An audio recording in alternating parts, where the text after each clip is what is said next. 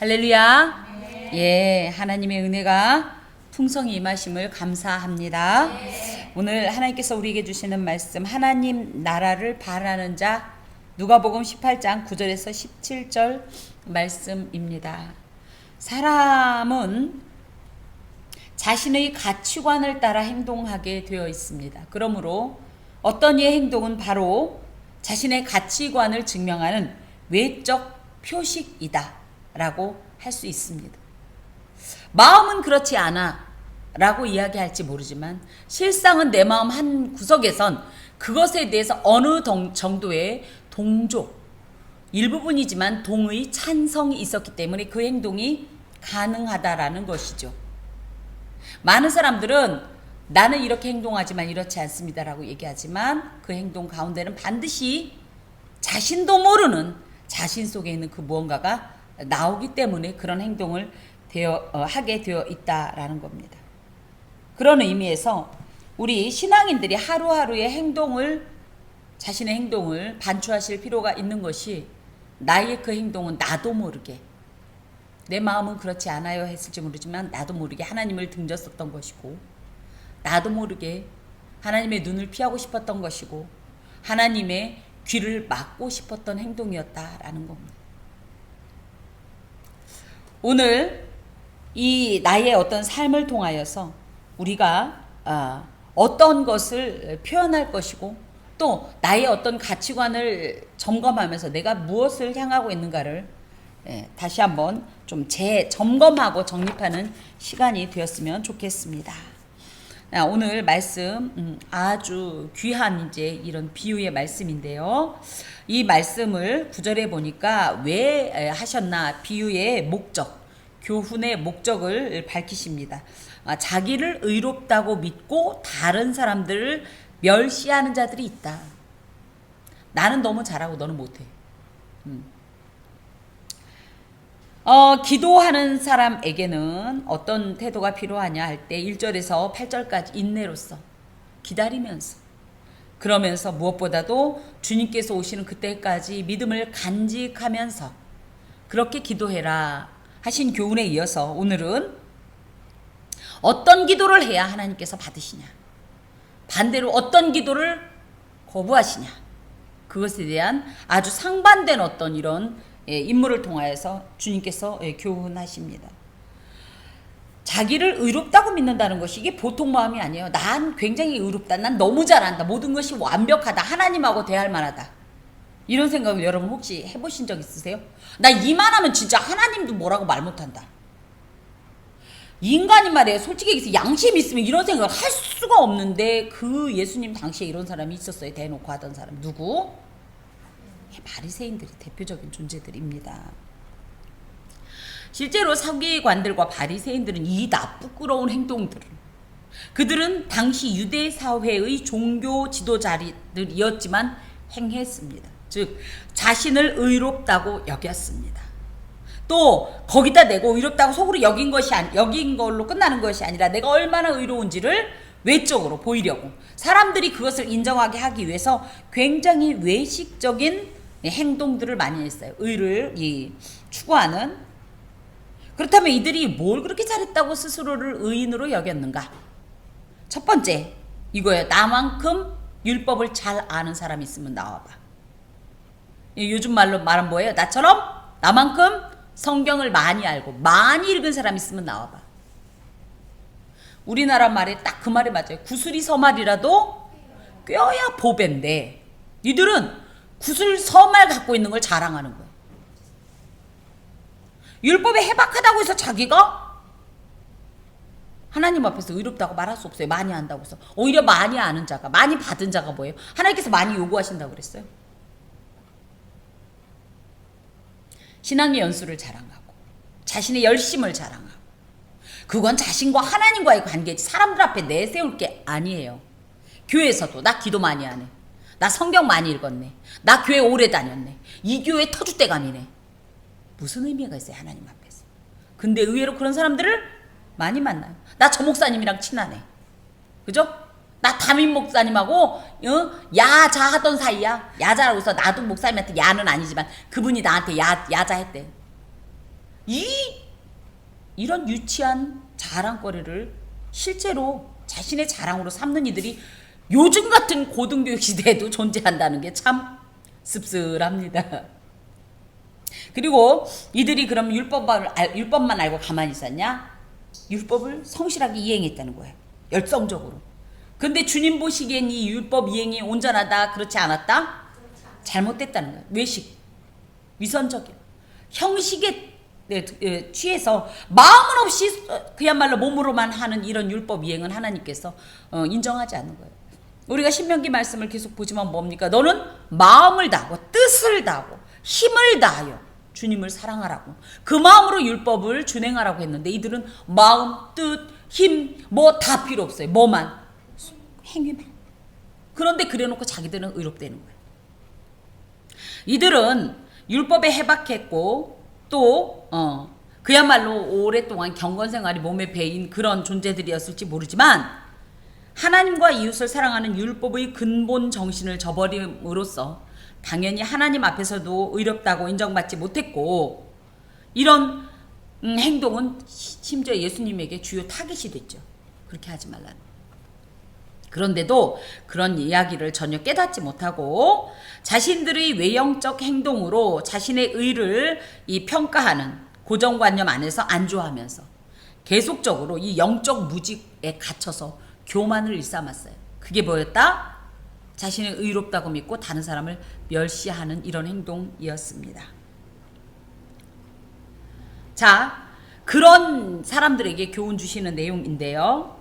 두 사람이 기도하러 성전에 올라가니, 성전에 올라갔다 할 때는 보통은 성전은 뭐 하러 가요? 예전에는 제사드리러, 그죠? 제사드리러. 근데 이제 맞습니다. 기도하러도 가죠. 기도하러 갈 때 성전, 그럼 보통 우리는 뭐예요? 막 성소에서 막 그 재물 잡고 이런 것만 생각하는데, 그 성전이라고 할 땐 성전 뜰을 말합니다. 이스라엘에는 기도의 뜰이 여러 개가 있었어요. 잘 안 보이시지만 좀 볼게요. 이게 이제 성전이고요. 지성소 제일 가까운 곳이 이스라엘의 뜰. 그래서 여기는 유대인 남자들만 들어갈 수 있었어요. 여기가 여인들의 뜰. 근데 여기서 성경 강해도 하고 뭐 다양하게. 그리고 여기가 이방인의 뜰. 점점 지성소에서 멀어지지요. 이렇게 있었는데 이 두 사람은 아마 유대인이었기 때문에 이 이스라엘의 뜰로 갔을 확률이 높습니다. 유대인들은 일상생활 중에 반드시 이런 행동을 했어요. 뭐냐면 하루에 3번, 오전 9시, 오후 12시, 3시에 가서 기도를 드렸었어요. 그랬기 때문에 어떻게 보면 그런 어떤 일상생활 속에서 일어났던 일들이라고도 우리가 이해할 수 있습니다. 특별한 어떤 것이 아니라. 근데 너무나 아이러니하게도 올라간 두 사람이 뭐예요? 하나는 바리새인, 하나는 세리입니다. 우리 바리새인이라는 사람에 대해서 어떻게 알고 계세요? 바리새인으로 말할 것 같으면 예수께서 활동하던 시대에 존재했던 유대교의 경건주의 분파로서 소위 말하는 맞습니다. 그 사회적 신분으로는 평민 신분에 해당이 돼요. 평민인데 뭐예요? 그냥 밤낮으로 율법을 연구하고 해석하고 외우고 가르치는 거에 몰두했던, 특히 파리사이오스라는 말은 나는 너들과 달라, 분리되었다 이런 뜻이에요. 나에서 죄 많은 너희들과 달라. 또 이제 조금 이따 사두개도 설명하겠지만 사두개 너희들처럼 정치적으로 로마의 이 아부하는 너희들과는 또 달라. 세상을 벗삼아서 누리는 너희들과는 달라. 뭐 이런 아주 이 종교적 오만에 사로잡혔던 그런 존재들입니다. 이들이 방금 얘기한 것처럼 사두개인들을 비판했지만요, 실제로 예수 당시에는 바리새파, 사두개파, 에세네파, 젤롯파 등 그런 어떤 종교적인 특징에 따라서, 특색에 따라서 이런 분파가 있었어요. 근데 놀랍게도 대부분이 다 쓰러지고 바리새파만 왕성했던 이유가 뭐냐면 이들이 로마하고 협잡을 해갖고 오히려 이들이 그것 때문에 살아남은 거예요. 로마의 박해를 안 당한 이런 종교 분파이기도 합니다. 얼마나 위선적이고 가증스러워요. 그죠? 자기네 뒤로 다 하면서 앞에서는 아무것도 안 하는 것처럼. 이들의 이 신학적 특성을 보면 이들은 유대교 신학을 계승했기 때문에 천사와 부활을 인정합니다. 그래서 우리가 성경을 읽을 때 저희는 그냥 다 사두개, 바리새 다 똑같은 줄 알지만 천사에 대해서 시비 거는 사람들은 누구냐면 사두개파들이에요. 바리새파들은 그럴 땐 또 누구 편에 붙어요? 예수님 편에 붙어요. 뭐 이런 특징이 있습니다. 자, 바리새파 못지않게 많이 대두되는 이런 분파가 사두개파인데요. 이들은 모세 오경만 경전으로 인정합니다. 그리고 또 하나는 천사나 부활을 인정하지 않습니다. 이들의 특징은 굉장히 사회적 계층으로 볼 땐 귀족 계층이다. 근데 여기가 종교 사회였기 때문에 귀족 계층이라고 해도 엄연히 얘기하면 이런 대제사장들이 나왔던 어떤 그런 가문들이 사두개파가 많은데요. 다윗 당시의 사독 제사장의 후예다 해서 자기들을 사두개 이렇게 불렀습니다. 어찌됐든 이들은 정치적 지배 세력을 지지하고 협력했던 성전 중심의 기득권층 귀족 종교인들입니다. 그래서 로마에겐 굉장히 친로마적인 성향이 강했던 그런 특징이 있습니다. 자, 그리고 성경에 에센파가 그닥 많이 이제 드러나진 않는데 에세네파라는 파는 세례 요한을 좀 생각해 보면 쉽습니다. 이 사람이 어떻게 했어요? 이 촌락에서 벗어나서 빈들에서 광야에서 메뚜기와 석청을 먹으면서 낙대와 가죽 털옷을 입고 이런 것처럼 쿰난 공동체라는 이런 종류의 공동체, 그러니까 종교적 공동체를 형성해서 그 그룹을 중심으로 해서 광야 등에서 동굴 등에서 이렇게 살면서 자기들끼리 빛의 아들이다, 우리만 의롭다, 걔갖고 더러운 건 다 가라, 굉장히 금욕주의적이었고, 그 대신 그들이 이제 거기 쿰난 공동체를 활동을 하면서 이제 취해졌던 어떤 물자들 같은 것을 물물 교환해서 그걸로 구제 활동을 하던 또 그런 특징이 있습니다. 특히 이들은 신학적으로는 도래할 종말에 대한 기대와 신앙이 강해서, 우리도 당장 그렇지 않아요? 다음 주에 주님 오신다고 확정이 났다라고 소식이 오면 우리 뭐 할 거예요? 오늘 직접 갈 거예요? 안 갈 거예요?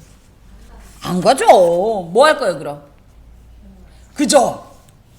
교회 와서 가기는 어딜 가? 밥도 먹지 말아야 돼. 우리 밀린 기도해야 돼. 그죠? 못 불렀던 찬송 불러야 돼. 지금 이건 유도 아니야. 그죠? 예배도 막 밤낮 없이 드려야 돼. 밀린 거 다 드려야 돼. 예. 그런 것처럼 에센파가 약간 그랬어요. 굉장히 종말론적인 어떤 신학이 강하다 보니까 그날을 준비하느라고 엄청나게 금욕적이고 막 경건하게 막 이렇게 지내도. 그래서 우리 사해사본이라는 그 성경 사본 한참 우리나라에서 전시회 하고 있을 때 그 사해사본이 쿰난 공동체가 기거했던 동굴에서 발견된, 요게 이제 에센파하고 관계가 되고요. 젤롯 땅 시몬 이런 표현이 있어요. 예수님 제자 중에 젤롯 땅이 있습니다. 젤롯파. 이 사람들은 이제 열성당원들이다 이렇게 표현도 하는데 급진주의. 그래서 예수님처럼 하나님의 나라가 임할 것이니 주의 뜻대로 이런 거 필요 없어. 당장 가가지고 칼과 방패로 가서 이 로마를 무찌르고 우리가 이 메시아의 이 세계를 열어야 된다 하던 이런 무력주의자들, 그리고 굉장히 민족주의적이었고요. 현세주의적인 어떤 특징이 있었습니다. 자, 그리고 하나는 세리다. 세리는 텔로네스라고 해서 이들은 워낙은 요즘으로 따자면 로마의 세무서 직원이에요. 근데 정식 직원이라기보다는 동족 유대인들에게 로마를 위해서 세금을 걷던 자들인데, 이들을 수탈자라고 많이 표현하는 이유가 뭐냐? 원래는 이 사람한테 이 세금을 10만 원만 받아야 돼요. 로마에서는 10만 원만 받아내라고 그랬어요. 그런데 근데 봉급은 안 줘요. 돈만 받으라고 그래요. 그러니까 이 사람 나 먹고 살기 위해서 이제 어떻게 할까요? 부르면 다 나와. 그러니까 야, 너 로마에 있다가 너 고발할 거야. 이러면 어떻게 해요? 야, 300만 원 내놔. 예를 들어 있다. 그럼 줘야 돼요. 그래서 그 당시에 유대인들은요, 오히려 로마보단 이 세리들을 더 미워할 정도로 아주, 그래서 부정한 자, 죄인 취급을 했습니다. 그런데 사람들은 이들을 죄인으로 여겼지만 스스로의 잘못을 자책하고 있는 그들을 예수님께서는 친구로 삼으셨고 제자로 삼으셨어요. 대표적인 예수님의 제자 중에 세리 마태복음의 이 저자라고 하겠죠. 이제 공동체적이긴 하지만 마태복음의 저자라고 할 수 있는 세리 마태 그리고 이제 조금 이따 19장에 나오는 유명한 세리 삭개오 등이 이제 예수님을 만난 어떤 대표적인 세리라고 하겠습니다. 그래서 바리새인은 의인을 대표해요. 의를 대표하고 세리는 부정과 불의. 그래서 아주 악한 자를 대표하는 매우 대조적인 존재를 이렇게 세워놓고 이제 주님께서 말씀을 시작합니다. 바리새인은 서서 따로 기도하여 이르되. 여기엔 여러 가지 의미가 있어요. 바리새인이 하는 행동을 보면 첫 번째 서서. 근데 서서 뭐 왜 안 시비 걸려고 왜 앉지 않고 섰어? 그건 아니고 원래는 유대인들의 일반적인 기도 자세가 서는 거예요. 우린 다 무릎 꿇고 기도하죠. 근데 이들은 다 서서, 그래서 통곡의 벽 앞에서 유대인들 랍비들 기도할 때 보면 서서 이렇게 하잖아요. 그죠? 이런 기도의 어떤 이 태도를 가졌었습니다. 그런데 여기 13절에도 보면 세리도 서서, 엎드리지 않았어요. 세리도 서서 똑같이 서 있는데요. 같은 이런 어떤 원어를 써도 이 형태가 달라요. 뭔 얘기냐? 세리는 그냥 하나님 앞에 섰어요. 자기 스스로. 에 반해 바리새인은 어떻게 섰냐 할 때 자기 자신을 거기에다 두었다. 이걸로 말해서는 사람들이 나를 잘 보게 하려고 일부러 나를 거기다 세웠다. 이게 원어상에 좀 이렇게 차이가 있습니다. 그리고 서서 따로 기도했다. 이게 이제 다 같은 말이에요. 일부러 사람 눈에 잘 보이려고. 무리에 섞여 있으면 안 보이잖아요. 그러니까 어떻게 해요? 사람들 눈에 쉽게 띌 수 있도록 멀리 떨어져서 나 혼자 스포트라이트를 받기 위해서, 이런 의미입니다. 그러면서 이제 기도라는 것을 하는데, 제가 이렇게 표현하는 이유가 있습니다. 기도라는 것을 하는데 하나님이요, 말투부터가 굉장히 좀 마음에 안 들죠? 우리는 시편이나 이런 거 뭐예요? 오 나의 아버지, 나의 하나님 이러죠. 하나님이요. 여기서 정말 오 하나님이요, 말은 그랬어도 속으로 이런 거야. 하나님 나 좀 봅시다. 이런 태도로 기도했다는 거예요. 그러면서 이제 이게 기도인지 뭔지는 모르겠어요. 기도한대요. 근데 뭐예요? 나는 다른 사람들. 그러니까 뭐예요? 이 말에 이미 나는 저자들과 다른, 저 불의하고 부정한 자들과 저 죄인들과 다른 의로운 자고, 난 하나님하고 하나님 못지않게 거룩하고 경건한 자입니다. 이런 뜻이. 그러면서 그 사람들은 어떤 행동을 하냐면 토색, 불의, 간음을 하는 사람들입니다. 이 토색이라는 말이 아까 이제 이 세리라는 말에서 이제 연관이 되기는 하는데, 뭐냐면 하르파게스라는 말로 강도, 사기꾼 이런 뜻이에요. 그러니까 지금 세리가 이 소리를 들었을지는 모르겠으나 세리를 바리새인 예를 들어봤다면 난 쟤랑 달라요, 이런 뜻이에요. 쟤는 토색하는 자예요. 사기꾼, 날강도 같은 놈이지만 나는 그런 거 안 했어요. 또 어떤 행동을 아느냐? 불의, 아디코이라고 해서 다른 사람을 속임수로 대하는 행동. 그런데 어찌됐든 이것은 무슨 뜻이냐면 하나님 앞에 합당하지 않은 행동. 뭐예요? 율법을 안 지키는 행동. 이런 거 안 했어요. 난 율법 다 지켰어요. 맞긴 맞죠, 겉으로 볼 땐. 그죠? 그리고 간음, 뭔지 알죠? 이런 거 난 절대 하지 않았어요. 이런 얘기를 이렇게 듣다 보니까 뭐예요? 그러니까 뭔 얘기를 하고 싶으냐? 그치, 결국 잘난 척하고 싶어. 그러면서 은근히 타인을, 특히 세리의 죄를 비판하고 정죄하면서 상대적으로 예에 비하면 어때요? 나는 얼마나 하나님 앞에 의롭고 우월한 신앙인인가, 이걸 어필하는 거예요. 이런 상대적 의로 인한 이 우월감으로 나는 죄인들과 구별된 자요, 정말 의로운 자라고 스스로를 자랑하고 있습니다. 한마디로 이거는 기도가 아니에요. 그냥 하나님 앞에 하나님 이름 불러놓고 하나님 앞에 자기 자랑을 하면서 거만을 떨고 있는 이런 모습입니다. 이런 기도를 하나님께서 받으실까요? 당연히 안 받으시죠. 심지어 이들은 분명 여기 있다 그랬단 말이에요. 토색, 불의, 간음을 안 했다는 거예요. 근데 예수님께서는 이제 이들을 후에 이제 책망하실 때 뭐라고 그러냐면 과부의 가산을 삼키는 자들이다. 토색했어요. 외식과 불법이 가득한 불의한 자라고 예수님께서 막 책망하세요. 그리고 뭐예요? 여자를 보고 음욕을 품는 자마다 다 간음하는 자다. 그거 다 누가 했던 거예요? 겉은 안 그랬지 모르지만 속으로 그런 게 가득했다는 걸 주님께서 그 속마음을 아시고 이렇게 책망하신 이 자들이 누구의? 바리새인들이에요. 그런데 이런 자신의 죄를 고백하기는커녕 회개하기는커녕 뭐 했다? 오히려 하나님 앞에 자기 자랑만을 늘어놓으면서 오히려 타인을 정죄하고 판단하는 이런 행동을 했으니 이게 기도냐? 이건 하나님께서 결코 받지 않는, 다만 그런 어떤 목적이 있을까? 나 기도했다. 자기 만족을 위해 기도하는 사람들이 있습니다. 나 하고 싶은 얘기 다 하고 하나님께서 그러니까 그럴 때 아이 듣기 싫고요. 하여튼 나 할 얘기 다 했으니까. 여러분, 다른 접근일 수 있지만 예배 드리기 전에 예배의 프롤로그 있어야 됩니다. 예배 전까지 막 정신없다가 예배 드리라. 아이고 하여튼 하나님 앞에 정신은 없지만 이거 아니고 어떻게 돼요? 전에 우리 마음은 이미 다 굳어져 있어요. 무감각해져 있어. 왜냐면 하나님의 생명과 연결이 계속되어 있으면 괜찮은데 공급이 끊어졌다. 그죠? 중단됐다. 다시 됐다. 이런 행동을 했기 때문에 마음이 황폐화되어 있어요. 이런 상태에서 하나님 앞에 깊이 무릎을 꿇으면서 그 이름과 그 얼굴을 묵상하면서 이런 어떤 프롤로그가 있어야 돼요. 그런데 너무 안타까운 것이 요즘 이게 없어졌어요. 저희 시대의 어머니들이 저희보다 더 바쁘면 더 바쁘지 안 바쁘진 않았어요. 주일날도 워낙은 뭐 해요? 일해야 돼요. 바다도 가야 되고 농사도 지어야 되고. 그런데 어떻게 했어요? 이분들은 일찌감치 오셔서 교회 일을 살피고 11시에 예배라도 저희 어머니도 그렇게 바쁜 중에서도 적어도 10시 반에는 가셔서, 그땐 교회에서 밥 먹고 이런 거 없었어요. 먹고 살기 어려웠기 때문에. 그럼 뭐 해요? 그때부터 가서 무릎 꿇고 다 기도했어요. 30분씩. 그리고 제가 이제 있었던 교회는 이제 감리교회였는데 한 20분 30분 정도를 막 그때 당시 준비 찬송이라고 그래요. 뜨겁게 찬송하고 예배하고 그랬어요. 그리고 예배 끝나면 뭐 했어요? 축도찌어다 그러고는 아멘 그러고 아이고 빨리 가서 저희가 설거지 해야지 뭐 김치 담아야지 그런 거 없어요.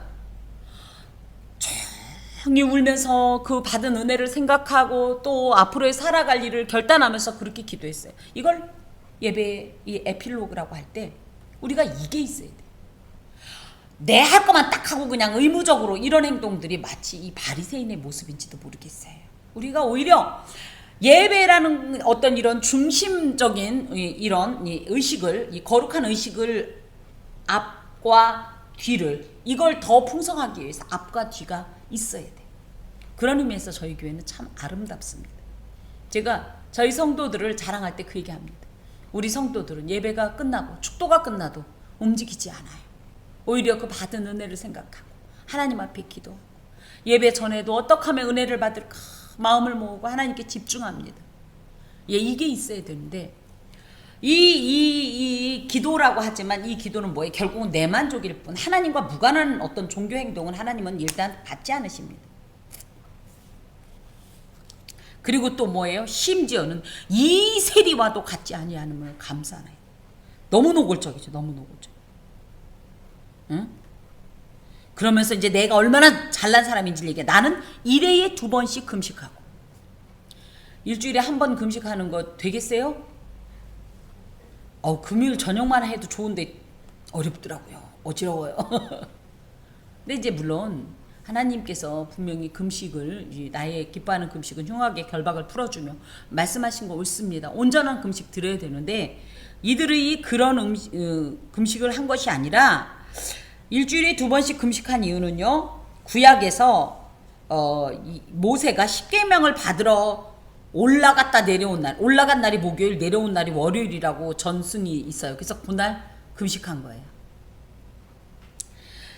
구약에서 굳이 금식을 명하신 것은요, 레위기 16장에 보면 대속죄일에 나의 죄를 하나면서 이 금식한 것은 맞는데, 지나치게 율법의 규정에도 없는데 지들이 만들어 놓고 하나님, 아까 그랬죠, 지나치게 너무 과도하게 종교적 의식을 더 추가할 필요도 없는 거예요. 하라는 대로만 그거라도 열심히 해라는 거예요.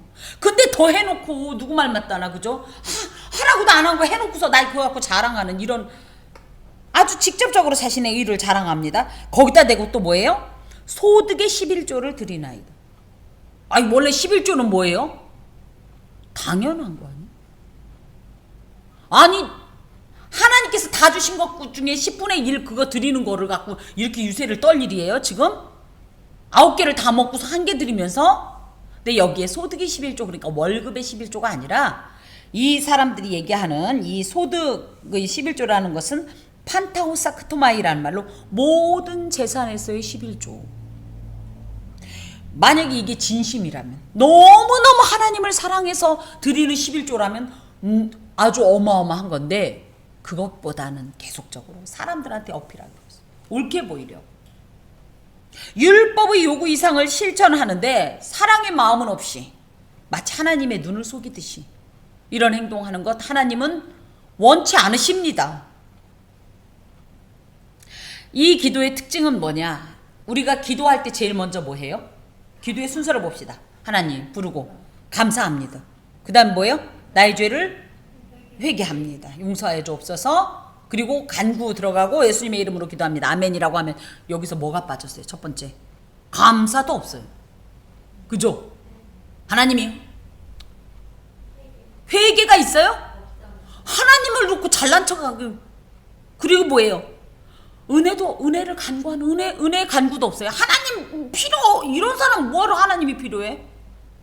우리 아까 단 하루라도 단 한순간이라도 주의 은혜 없인 살 수 없네 우린 이렇게 고백하는데 그렇게 율법을 잘 안다는 이 사람은 뭐예요? 회개도 없어. 은혜에 대한 간구도 없어. 감사도 없어. 자기 잘난 척만 하나님 앞에 하는 이런 기도를 하나님은 당연히 안 받으셔요. 이런 기도는 하나님께서 역겨워하시는 기도요. 거부하시는 기도입니다. 자신을 자랑하는 것은 내가 어떤 것이 우월하다. 그럴 때는 이것의 근원이 어디에 있어요? 하나님이 은혜에서 시작되었기 때문에 이 모든 것을 주신 하나님께 감사합니다가 당연히 들어가야죠. 믿음 주신 것도 감사합니다. 예배 드릴 수 있는 힘을 주신 것도 다 감사밖에 없어요. 다 꿰어지는 건 감사라는 실이에요. 근데 그게 없어요. 이건 완전히 잘못된 기도예요. 기도도 아니에요. 자, 세리 얘기가 또 나오면 세리도 이제 근데 이 사람도 서 있긴 해요. 멀리 섰다라는 것은 이제 원래는 이스라엘의 남자였다고 치면 유대인 남자였다고 그러면 저 지성소 안쪽에 있는 헤롯성전 근방에서 했어야 되는데 멀리 섰다는 것으로 봐서 이 뜰에 있더라도 저기 어디 귀퉁이에 사람 보이지 않는데 이 바리새인은 최대한 사람한테 잘 보이는데 이 세리는 최대한 사람한테 안 보이는데 뭐 예를 들어 아니면 여인의 뜰에 서 있을 수도 있고요. 이방인의 뜰에 설 수도 있어요. 세리는 다른 사람들이 자신을 어떻게 생각하고 있었는지 잘 알고 있었기 때문입니다. 자신이 누구예요? 죄인이에요. 죄인. 그러므로 거룩한 성소 가까이 나아가는 것조차도 부끄러웠고 두려웠어요. 죄스러웠어. 하나님이 무서워서가 아니라 나의 죄 때문에 너무 죄스러웠어.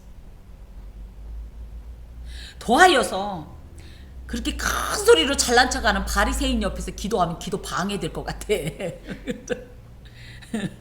엄청 부담스러웠을 것 같아요. 그렇게 멀리 자리를 잡습니다. 이건 뭐예요? 내 의지대로.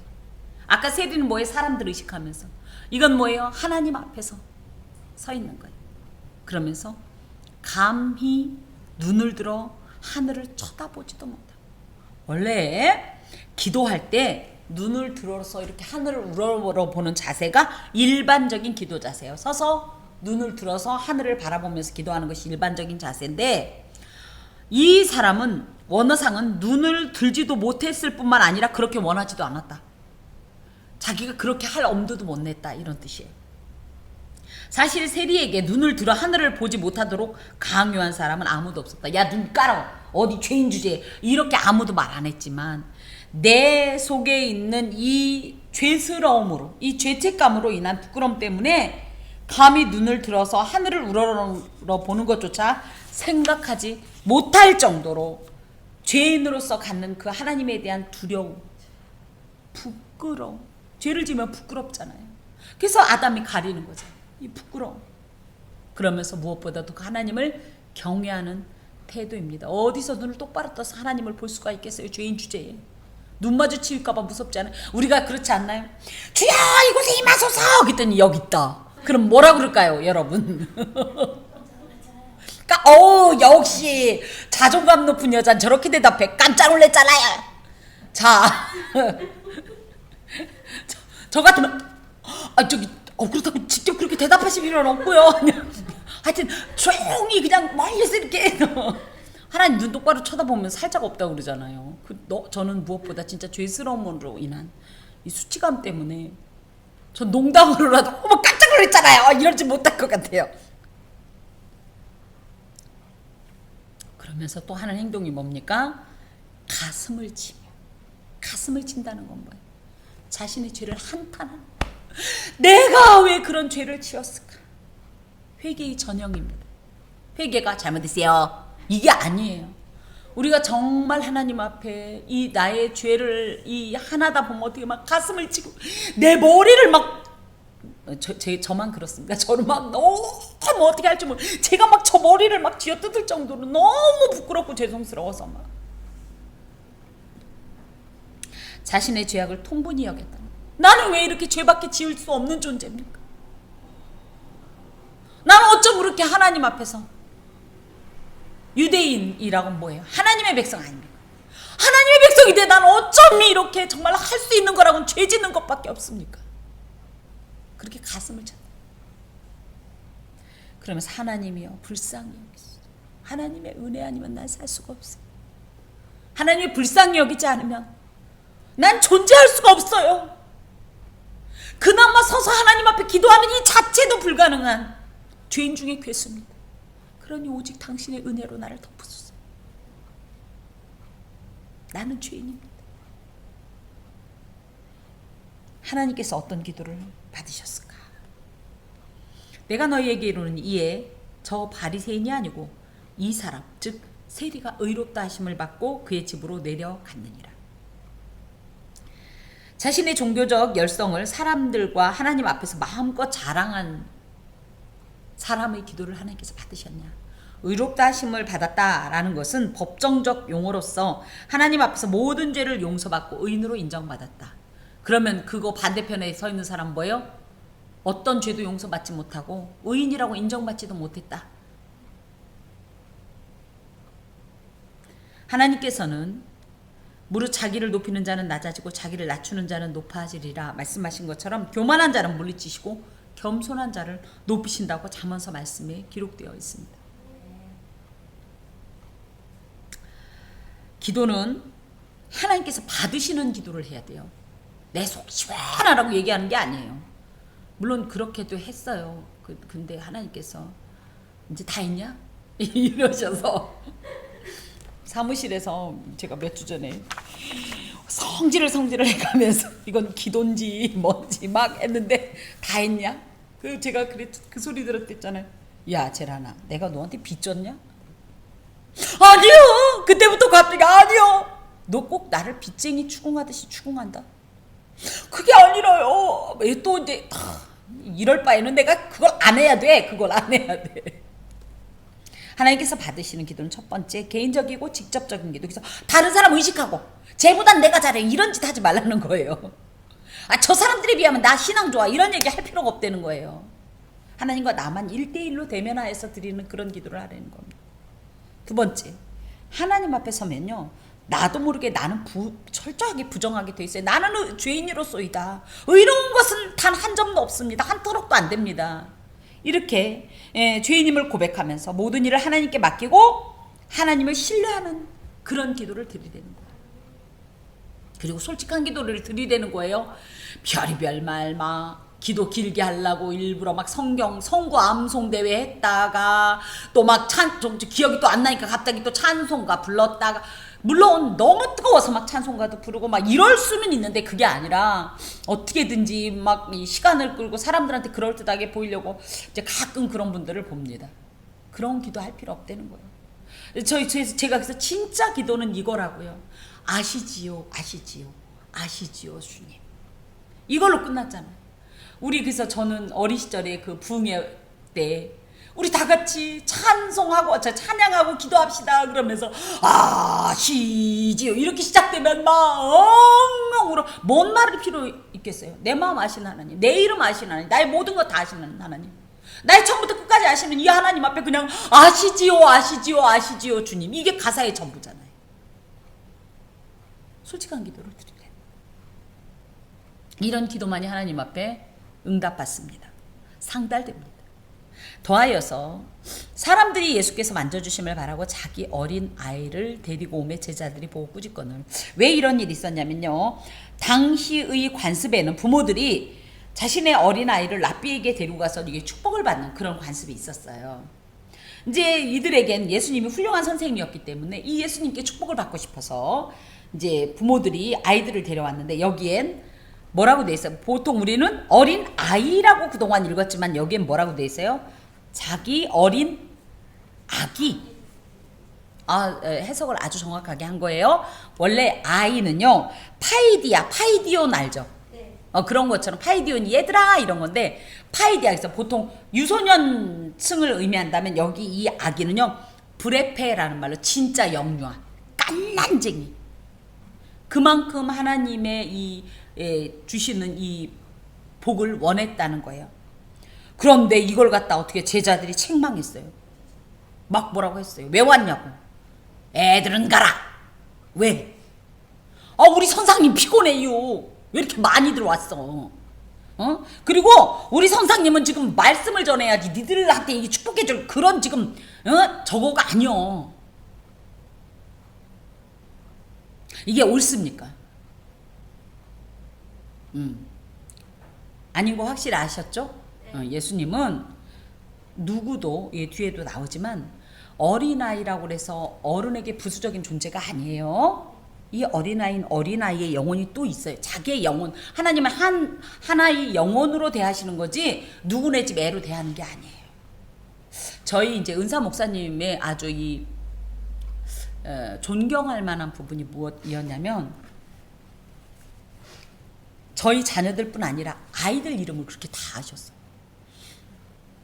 그래서 누구네 집 아이가 아니라 누구 이렇게 부르셨어요. 그래서 그 아이들을 이렇게 수시로 이렇게 그러니까 교회에서도 막 뛰어놀고 돌아다니면 막 불러다가 막 머리에다가 축복기도 해주죠.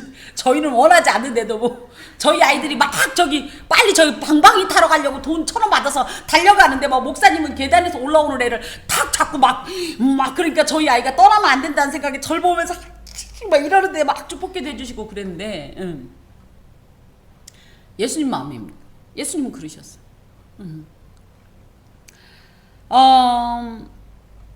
제자들의 한 행동은 사실은 예수님의 관점으로 세상을 보지 않는 거예요. 그러니까 이런 것들을 보지 않는 거예요. 근데 저희도 또 그럴 수 있어요. 목사님 너무 바쁘니까 귀찮게 하지 마세요. 잘못된 거예요. 저는 예수님이 아닙니다. 얘기를 안 해주면 몰라요. 근데 꼭 알아야 될 일들이 많아요. 그러면 고짜시라는 거가 아니라 목회자한테 얘기하는 건 기도 제목을 나누는 거고, 성도를 잘 살피기 위해서, 섬기기 위해서 필요한 어떤 정보들일 수 있어요. 근데 목사님은 아무것도 모르고 당신들끼리만 쉬쉬거리면 목사님이 할 일이 없어요. 무슨 얘기인지 아시겠죠? 목사님이 설교해야 되니까 신경 쓰게 하지 말라. 아니요. 반드시 신경 써야 될 일이에요. 이런 것들이. 비슷한 행동들이 교회에서도 많이 있어요. 그래서 나한테 얘기하고 목사님한테는 하지 마.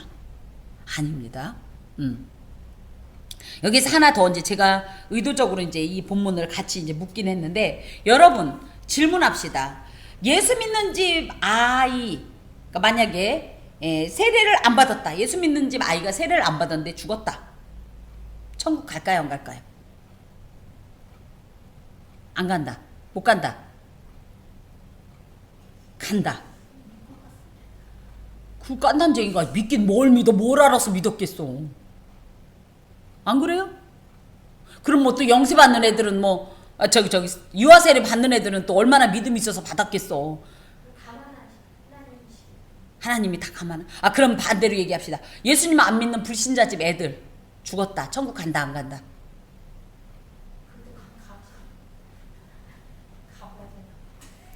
가봐야 될 것 같아. 직접 갔다 오시려고? 많은 얘기들이 있습니다. 불신자 자녀들은 다 지옥 간다. 예, 또 신자들의 자녀들은 다 천국 간다. 그래서 가급적이면 그래서 예전에 중세에는 그 빨리 애들이 영아 사망률이 워낙 높았기 때문에 나자마자 이렇게 유아 세례를 많이 받았고, 또 그런 어떤 이 역사도 있습니다만은 이겁니다. 우리가 단적으로 딱 그거다라고 얘기할 수는 없다. 그렇지만 다만 저는 이렇게 생각합니다. 저도 그랬고, 아이들이 어렸을 때 태어나자마자 믿음의 부모니까 뭐에 계속 주의 이름으로 축사하고, 그죠? 분명히 이 역사는 있을 거다. 그래서 사실 제가 이 연구했던 이 책에는 다 간다, 다 못 간다 이렇게 돼 있지만 전 그거에 동의하지는 않습니다. 각자의 어떤 하나님의 구원의 방법이 있었을 거예요. 구분의 방법은 있었을 거지만 할 수만 있다면, 그래서 아이들의 구원이 되게 시급하고 중요한 것이, 걔들은 모르고 그냥 예수님을 아예 몰랐기 때문에 그 어렴풋이라도 알았던 것과 몰랐던 건 차이가 있어요. 그래서 뭐 우리 권사님 말 맞다는 가봐야 알긴 하겠지만 이 어린아이들이 이 가정의 어떤 신앙과 불신앙으로 인한 영향은 사실 있다라고 많은 분들이 이야기를 합니다. 그래서 할 수만 있으면 우리가 특히 이제 어린아이들도 빨리 구원의 길로 초대를 해야 되는 것이지요. 자, 그러면서 어린 아이들이 내게 오는 것을 용납하고 금하지 말라. 하나님 나라가 이런 자의 것이다. 이런 자의 것이라니까 애들 거다 이런 건 아니에요. 아이고 그 나라 가면 다 애들만 있냐 이게 아니라 어린 아이들의 특징이 뭐예요? 순수하고 또 그대로 믿어. 그죠? 여러분 삼위일체론을 누구한테 설명할 수 있어요? 아니 솔직하게 빨리 얘기해요. 설명이 돼요 안 돼요? 어려워요. 그런데 이 삼위일체론을 설명했는데요. 설교했는데 애들이 믿어요. 그리고 그걸 이해해요. 그냥 그 동심으로 그대로. 그래서 예를 들어 처음 예수님을 믿는 사람한테 하나님과 예수님과 성령님이 하나님이고 이분들은 막 이러면 이게 뭔 소리야 막 이러는데, 애들은 예수님은 예수님이고 성령님은 성령님이고 성부 하나님은 성부 하나님인데 이분이 한 분이라는 것을 아멘하고 아무런 의심이 없어요. 그래서 정말 복음을 어렸을 때 받는 게 중요해요. 하나 더는 이런 순수함 있는 그대로 이런 믿는 것들, 하나 더는 뭐냐면 아이들은요 부모가 없으면 어떡하죠? 야 잔소리하던 우리 엄마 사라졌네 아싸 막 이러면서 애들이 막 신나요? 어떡하죠? 풀이 죽어서 오로지 누구만 기다려. 엄마 어디 갔어? 엄마 어디 갔어? 이렇게 철저하게 부모한테 의지하죠. 나의 약함, 나의 미련함을 솔직하게 고백하면서. 이게 뭡니까? 우리가 하나님 없으면 못 살아요. 그래서 하나님 없으면 이렇게 하고 다녀야 되는데 우리는 해요 안 해요?